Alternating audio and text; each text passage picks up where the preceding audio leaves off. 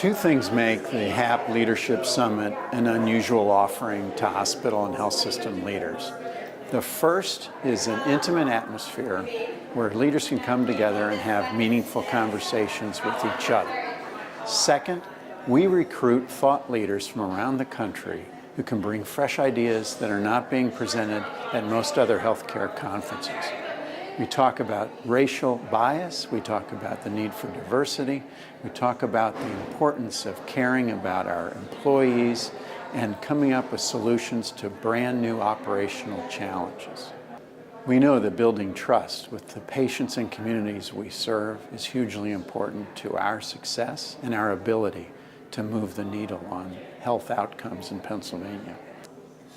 Our speakers today reminded us of how important it is to treat our patients as human beings and that we have to build and maintain trust with them. And the only way to do that is to reach out to them, understand each patient as an individual, and to understand the environment that created them.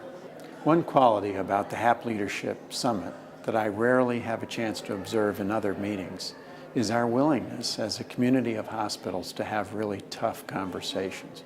Racial bias, gender bias, bias against transgender patients, those are real challenges we must confront in Pennsylvania, and we ask our members to roll up their sleeves and do the very hard work it takes to make all those patients, all our patients, feel welcome and to feel confident that we're going to provide the best care to them that we possibly can. When we come back together again next year in 2020, it's going to be an exciting time both in politics and in healthcare.